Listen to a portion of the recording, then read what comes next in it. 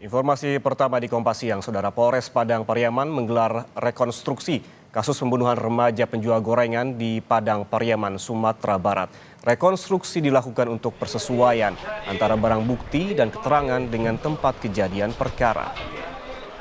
Kapolres Padang Pariaman, AKBP Faisal Amir menyebutkan rekonstruksi kasus pembunuhan yang dilakukan tersangka Indra Septiawan ini akan dilakukan di 8 titik TKP, mulai dari jalan lintas provinsi, tepatnya di Kayu Tanam, yang menjadi TKP pertama hingga TKP pembunuhan korban.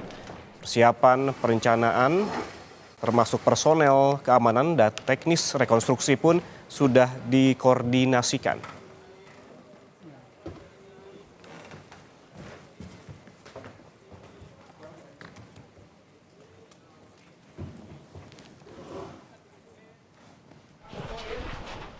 Dan untuk mengetahui informasi terkini, kita langsung sapa jurnalis Kompas TV Rio Yohanes di Padang Pariaman, Sumatera Barat. Rio, selamat siang. Ini bagaimana jalannya rekonstruksi hari ini? Apakah sudah dimulai? Ya, Ian dan juga saudara, untuk proses rekonstruksi pada hari ini saat ini kita memasuki pada TKP ketiga. Di TKP pertama tadinya itu dilaksanakan adegan di warung milik salah satu tersangka, yaitu tersangka yang membantu proses kabarnya tersangka utama Indra Septiawan.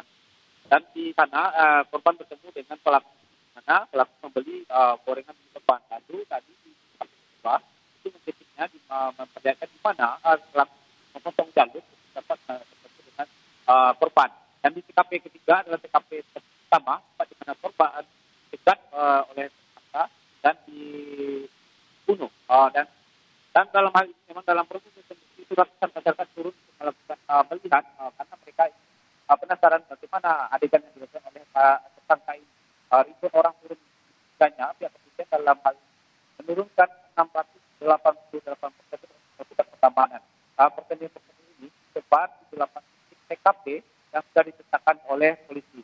Berikut berita wawancara saya dengan Kapolres Padang Pariaman. Kami mempersiapkan sebanyak 685 personil gabungan. Itu disimpan di berapa TKP? Di 8 TKP yang sudah kita siapkan untuk pengamanan sekaligus jalur yang sudah kita siapkan. Ya, 680 personil ini itu terdiri dari TNI dan juga Polri, juga ada personil Brimob dan melibatkan ASN dari Pemko Padang Pariaman. Mereka dilibatkan untuk memastikan kesehatan karena di sini ada disiagakan tim kesehatan dari Dinas Kesehatan Pemko Padang Pariaman. Demikian, Yan. Ya, Rio, kita ketahui bahwa kasus ini bukan hanya ada satu tersangka, ada juga paman pelaku yang turut menjadi tersangka. Apakah juga turut dilibatkan dalam rekonstruksi dan kemudian apa saja yang menjadi fokus utama polisi dalam menggali informasi di rekonstruksi hari ini, Rio? Ya, untuk proses rekonstruksi kali ini memang masih difokuskan pada tersangka utama karena pada paman tersangka utama ini yang juga menjadi tersangka itu keterlibatannya dalam perintangan penyidikan di mana dia dinilai membantu tersangka utama ini dalam pada maksa dia ditetapkan sebagai buron. Dan untuk pada rekonstruksi kali ini fokus masih pada tersangka utama itu memperlihatkan detail-detail bagaimana dia melakukan aksi kejinya. Bahkan tidak hanya di titik-titik TKP ini juga polisi menyusuri jalur jalan yang dilakukan oleh yang ditempuh oleh tersangka ini untuk bertemu dengan korban dan juga melarikan diri. Demikian, Ian. Ya, artinya rekonstruksi pada hari ini berfokus pada bagaimana kronologi kejadian yang dilakukan oleh tersangka utama. Terima kasih jurnalis Kompas TV Rio Yohanes melaporkan langsung dari Padang Pariaman, Sumatera Barat. Saudara, polisi sudah menetapkan 2 orang tersangka dalam kasus pembunuhan remaja penjual gorengan di Pariaman, Sumatera Barat. Pelaku utama adalah IS yang memperkosa dan juga membunuh korban. Sementara pelaku MJ merupakan paman IS yang membantunya selama buron.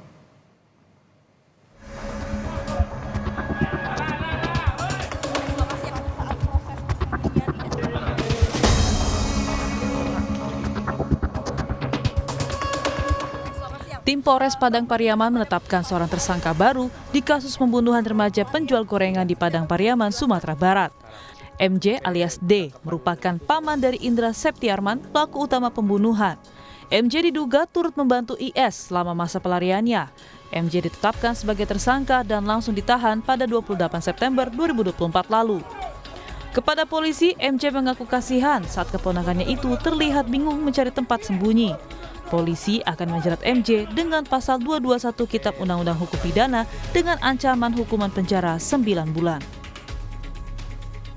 Tersangka MJ ini saat ini sudah kita amankan dan kita tahan dalam kasus yang lain yang sementara kita tangani dan penyidik lagi mendalami keterlibatan pelaku atau tersangka lainnya.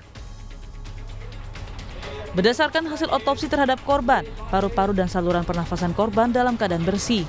Dengan demikian, diduga korban meninggal sebelum dikubur. Polisi juga melibatkan ahli forensik untuk menyelidiki kasus ini. Polisi menyebut tersangka membekap korban selama 6 menit hingga tak sadarkan diri. Sebelum akhirnya korban dibawa dan diperkosa di kawasan perbukitan.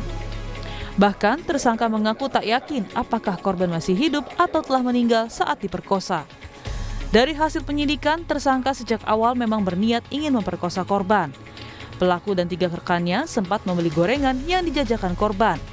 Setelah itu, pelaku membuntuti korban untuk melancarkan niat bejatnya. Itu diduga kuat saat tidak sadarkan diri itulah. Kemudian dibawa 300 meter, kemudian diperkosa. Jadi antara perkosaan bukan saat penyekapan diperkosa. Tapi disikap itu, kemudian ditutup jalan pernapasannya itu, kemudian 6 menit kurang lebihnya dari keterangan tersangka, kemudian dibawa 300 meter ke arah bukit, disitulah terjadi perkosaan. Berarti kan saat penyekapan sampai ke 300 meter kan dalam keadaan tidak sadarkan diri. Tetapi tidak sadarkan diri kan ada 2 kemungkinan, apakah itu hanya pingsan atau sudah meninggal dunia. Pelaku buron selama 11 hari. Kepada polisi, pelaku mengaku berpindah tempat selama pelariannya itu. Pelaku akhirnya berhasil ditangkap pada Kamis sore berkat laporan warga yang melihat sosok pelaku. Warga awalnya merasa curiga karena melihat aktivitas di rumah yang diketahui selama ini kosong tak berpenghuni. Rasanya di rumah ini kan tinggal, ada teman kita duduk nongkrong sini 2. Coba minta kunci rumah ini, kita geledah rumah ini. Tahun kita buka, rumah ini terkunci dalam. Sudah terkunci dalam, kita buka, ada kelihatan jejak kaki lari. Jaminan sebentar inilah. Jadi kita panggil warga, terus kita gerbek rumah ini. Ternyata memang betul dari dalam.